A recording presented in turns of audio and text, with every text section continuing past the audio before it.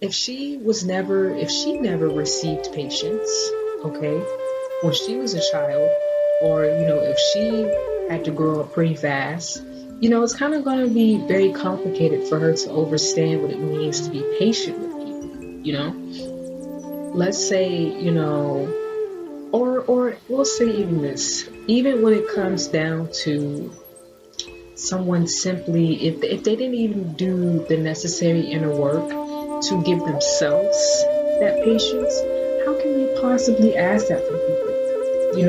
So it's kind of harsh to blame people that did not receive the same thing that they didn't give you. They didn't receive a lot of love.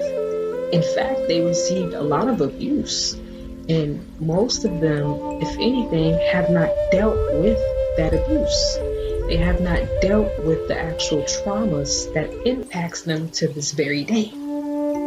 So when you think about it, you're like, wow.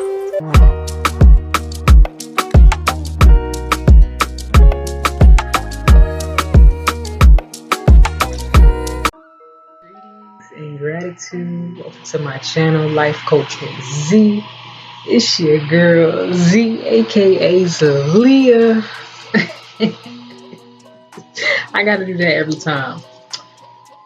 Today is part 2 of my episode 1, discussing childhood trauma, childhood programming, and triggers. So I wanted to make a part 2 to kind of get into another thing that kind of goes along when you are, on your journey, your healing journey, and you're trying to see how you can heal your relationships with people that have caused you suffering, pain, abuse, whatever the case may be, whether it was your parents, guardians, any other family members. Maybe it was someone like that's really close to you, like a best friend.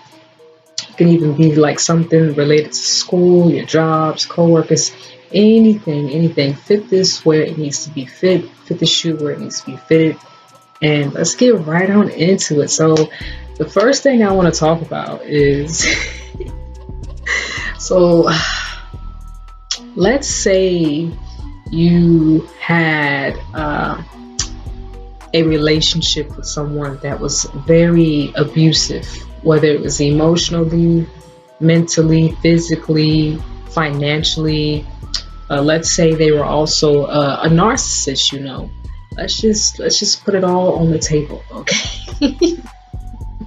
So when it comes to going about relationships like that, there will come a time where you have to go through a period, if you haven't already gone through it, of separation. Now, during this period of separation, this is kind of mainly when people tend to go within themselves in solitude to figure things out, to question things, and to ask themselves, why did that happen to me? Why did I go through such a traumatic experience with this person when all I want to do is, live my life, when all I want to do is be happy, or when all I want to do is share my love, and, whatever the case may be. So let's just say you have a relationship with your mother, okay? And your mother was very physically and emotionally abusive. Now, I believe I said this in my previous, my first episode about this topic, but I kind of want to touch on it again. So I kind of want to go back a little bit to the root issue of why it is that we actually tend to go through very harsh conditions. So a lot of times as children, or even after you get past a certain age, we want certain things from people, right? Whether it's love, whether it's acceptance, whether it's kindness, patience, whether it's whatever the case may be. And when we don't receive those things, we kind of hold like a grudge. We kind of be like, well, you didn't love me. In fact, you abused me. you know? So when it comes to stuff like that, you kind of want to take a moment and just kind of sit with that for a second. So whenever we tend to get in a state of victimizing, or a state of shifting blame, not to say that you didn't go through what you didn't go through, but to say, okay, you went through what you went through. You cannot change the past of what you went through. What are you going to make out of it, right? And I want people to really understand this when I say this. When we talk about things that happen to us, like things that our parents did to us, a lot of us have to understand and understand that a lot of these things that were done to us were done to them. Like I said, I'm not writing it, and I'm not wronging it either. But I want to give you guys this perspective of how can we ask people of things. So let's give an example. Say I want my mother to be more patient with me. If she never received patience, okay, when she was a child, or if she had to grow up pretty fast, it's kind of going to be very complicated for her to understand what it means to be patient with people. Let's say, or we'll say even this, even when it comes down to someone simply, if they didn't even do the necessary inner work to give themselves that patience, how can we possibly ask that from people? So it's kind of harsh to blame people that did not receive the same thing that they didn't give you. They didn't receive a lot of love. In fact, they received a lot of abuse, and most of them, if anything, have not dealt with that abuse. They have not dealt with the actual traumas that impacts them to this very day. So when you think about it, you're like, wow. And they're still able to, get up and do whatever it is that they need to do to get through the day. That's in a sense, I don't feel bad and I don't feel pity, but I feel a sense of, wow, I'm really kind of grateful for you. And same thing as well, like, no matter how bad it may seem, I guarantee you they didn't do every single thing that was done to them.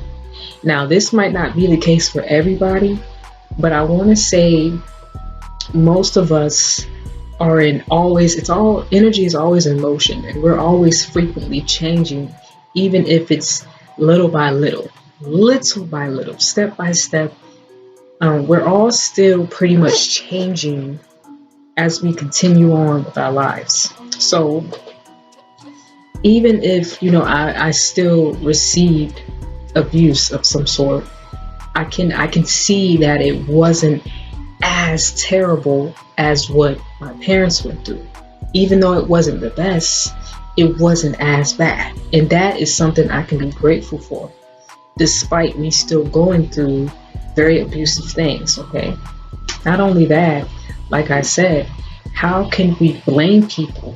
How can we sit up there and ask things of people if they weren't given it when they were children, or if they haven't really sat down with themselves and given themselves that, if they haven't really came to the conclusion that they can give themselves that. That's pretty harsh, and it's like a lot of times people have like this huge grudge with our parents, and I want to tell you guys, when you have a grudge like that, we're meant to go through a phase of releasing, of purging. So when you have a grudge, don't hold it in. Do whatever it is that you need to do to release that energy, because once you release it, you will come to a state of gratitude, and you will see why it is important to stay in a sense of gratitude. So for example, A lot of people need to go through a moment of purging with anger, because anger is really correlated to sadness. Okay, so a lot of people that go through a lot of things, they're angry with their parents, they're upset with their family members or whoever it is. They're upset, you know. I can't believe I went through that. I can't believe she did that to me, and then she wants to act like it never happened. You know, and that's part of purging. You know, say what you need to say, do what you need to do, you know, and once you let all that energy out, because we don't want to hold it in, okay, you have to go through a moment of purging out those emotions of anger and sadness and burden, guilt, whatever it is. Go through that. It's going to help you release.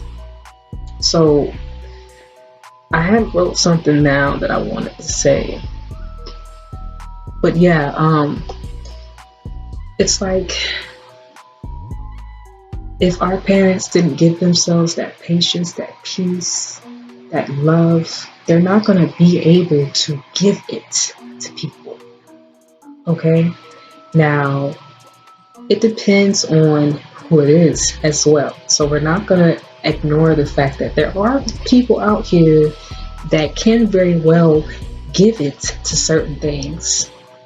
But I want to say when it comes to family, people have a hard time with that. Because a lot of stuff happened within, you know, the households, the family households. So like I said, if they were treated a certain way as children and within that household or within whatever household they were in, it's going to be that it's like that kind of dynamic that kind of stops people from being able to give it to themselves in a sense of they're able to give it to others as well. And what I mean by they still do it for other people, but they might not be able to do it for people they're really close to is, let's say, for example, let's say your mother was very neglecting, okay? She didn't really pay much attention to you. She didn't give you much love, wasn't really there for you emotionally. But let's say, you know, she got in a relationship or she is in a relationship or she found someone, right? I guarantee you, you know, they know how to give that to a man. And there's no shade in that, you know, not shading you. But they know how to do it.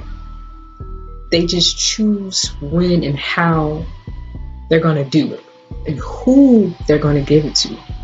And even within that, you know, you don't want to blame, because like I said, it's all about the dynamics that we have been in. So yeah, I just kind of said like a handful, but yeah, this just kind of goes into the whole idea of learning how to really hold ourselves accountable, because when we aren't able to do that, we tend to be in victim mode, to be in that blame mode, right? We tend to be like, well, such and such did that to me, so I'm gonna such and such. You know what I'm saying? It's just like that constant chronic cycle of you did that wrong, you wronged me there, so I'm gonna wrong you here.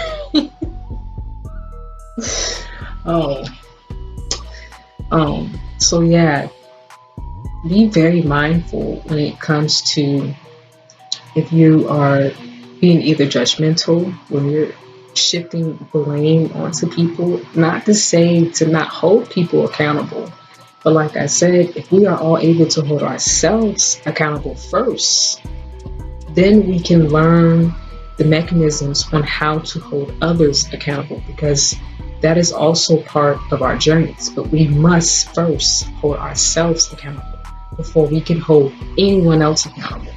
That is extremely important. So I want to say, I'm not sure if I said this on my first episode, but what can you take from the relationship? And how can you take what it is and use it to your advantage. Okay? How can you show love and gratitude for what you went through? Because think about it. A lot of the experiences that we have been through shapes who we are today, right? If you are, more confident in yourselves because other people aren't confident in you, hey, that's a win. That is a win for you to be able to give yourself everything everything. That's major, because not only will you not expect it from anyone else, but you won't be surprised when you don't get it from other people. You give so much of it to yourself to the point where you don't even notice if someone's not giving it to you. It doesn't make you less of a person, and it definitely doesn't make you it doesn't make you emotionally driven to be combative or to be judgmental or to blame. So how can you what can you take from your relationships? And also is our parents and people that raise us, whatever family member or co-worker, like I said, whatever the case may be, fit it where it needs to be fit. But we are only byproducts of how we are raised. And you can't blame someone for how they were raised. All you can really do is give it to yourself first. Give whatever they weren't able to give you, give it to yourself first. And then learn how to slowly give that to them as well. Because when you choose to start healing and you choose to start healing your inner child, you can also heal other people's inner child. You can definitely do that as well. Now, I want to also say, what did the relationships teach you? Did it teach you how to not be a certain way? Did it teach you how to kind of replace what was shown you, what was given to you, how to replace it with something more kind, more gentle? So let's say, even if you did go through something very abusive, a lot of people that do go through abuse, they're still the most kind people in the world, the most loving people. And to me, people that are like that, myself included, we take what we go through and we see the importance of why it is imperative for us to share kindness and share love, and not to repeat, karmic cycles and patterns that are harmful to people. We see the importance in that. Okay? So we see the importance in not being judgmental and allowing people to just be themselves. Whether it's how the way they choose to express themselves, we just allow it. We understand the fact that we do not control people. We cannot control people. People will do whatever it is that they want to do. And that is okay. We are only in control of ourselves. So that is the most important aspect of all of this. You can only control what you do. You can't control what someone else does. And that's okay. That is okay. So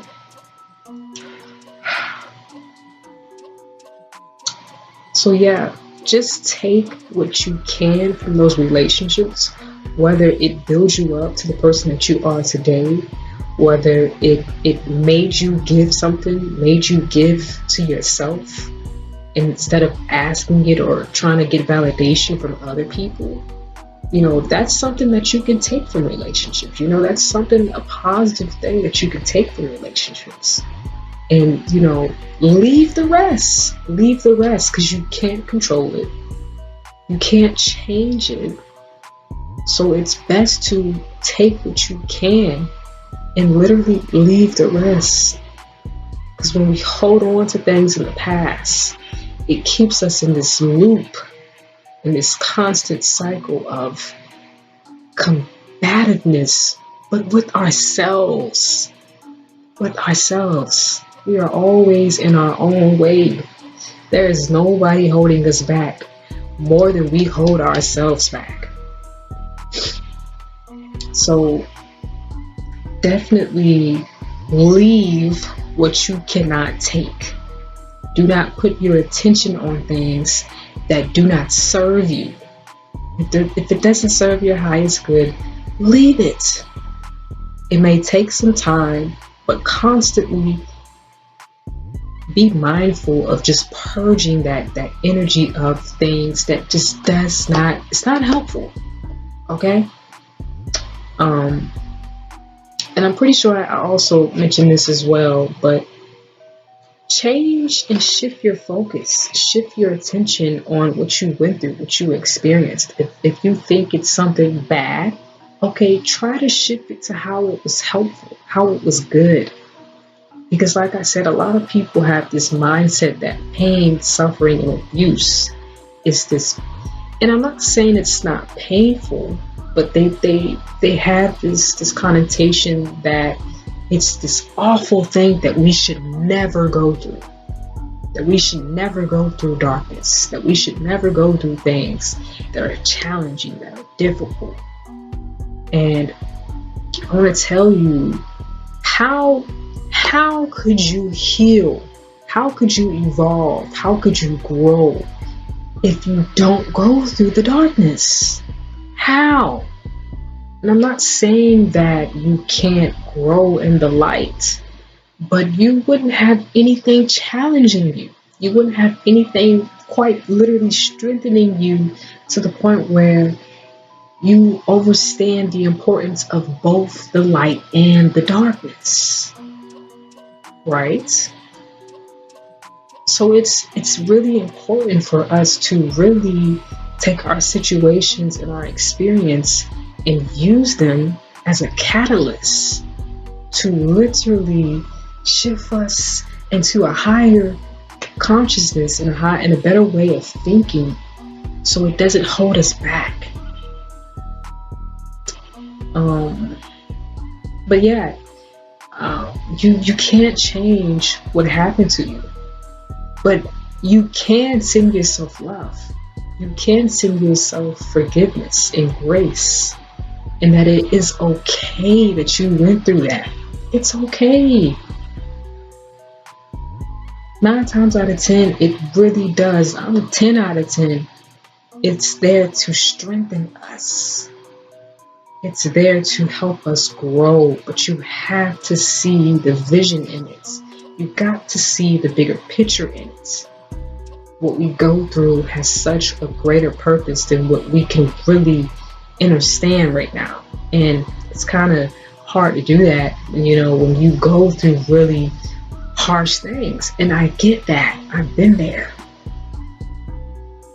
But as you continue along, as you continue to get through it, eventually you will see, once you reach that other side, like, man, I needed that darkness. I had to go through that darkness. If I didn't go through that, I wouldn't have been able to push myself to get where I am now. I wouldn't have been able to really sit up there and say, wow, I'm so proud of myself that I fought, that I stayed, that I continued. So be very graceful in that purging stage. Be very graceful to yourself. It is not your fault. It is not anyone's fault but ourselves. Give yourself forgiveness. Accept yourself. Accept all parts of yourself, not just that one part of where you had a great time with your friends, or where you had a great time with your family. Maybe y'all went on vacation. Also be grateful for the rough times, the rough patches, because all of that stuff is literally shaping you. and it's creating something way bigger than you can imagine. So, yeah, um, trying to think what else I can say for you guys about this topic before I go on to the next one. Um, oh, and also,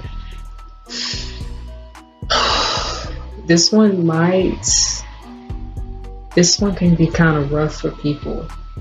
So don't run from yourself. Don't do it. You're only going to increase that energy, that dull energy. You're only going to make it fester even more when you run from it. And I promise you, once you sit down with it and you actually kind of get through it, and you kind of get to the root issue of it, you're gonna be like, wow, I ran from that. It's not even that bad. Well, I'm not gonna say it's not that bad, but it's not as challenging as I thought it would be to face myself, you know, because, you know, we hold on to so much of what happened to us to the point where we don't want to sit down and really think about what happened. So do your best. Like I said, whatever makes you uncomfortable is a sign that you are somewhat on the correct path. Because the only way for you to allow change, to accept change, is if you are going through something uncomfortable. And the reason why it is uncomfortable is because it's new to you. It's new. And when you're doing this purging, when you're going through that purging stage, don't be surprised if things that you completely forgot about come back up. You know, that's kind of part of the process as well. But whatever it is, that if it scares you, if it's creating some sort of fear, that's how you know it's something that you really need to take action on. Because you don't want to fear anything. And you only fear it because it's the opposite of what you've learned. It's the complete opposite of what you experienced. But that's what we want. We want to get to that other side, so we can really look back at what we experienced and say, oh my gosh, that was such, you know, an enlightening lesson, you know?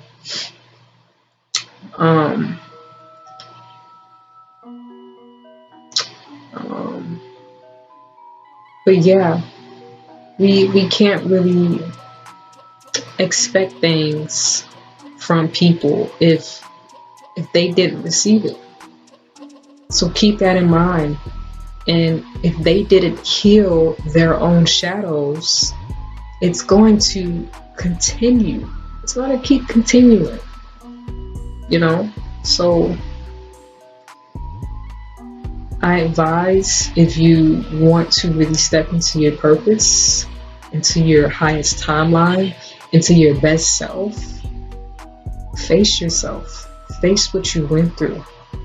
And if you need help, reach out to people, you know, like myself included. I am a spiritual healer. I guide people, you know. I've been through it. I'm literally telling you guys all of the stuff that I'm saying right now. I had to go through that. I had to go through that process to really get where I'm at now. To be able to actually explain to people the importance of why you have to go through it, you know. But yeah, that's pretty much it for part 2. If you guys have any questions, if you guys have anything that you want to ask me, if you need to contact me about anything, please let me know in the comments. I am on TikTok at Render of Mars.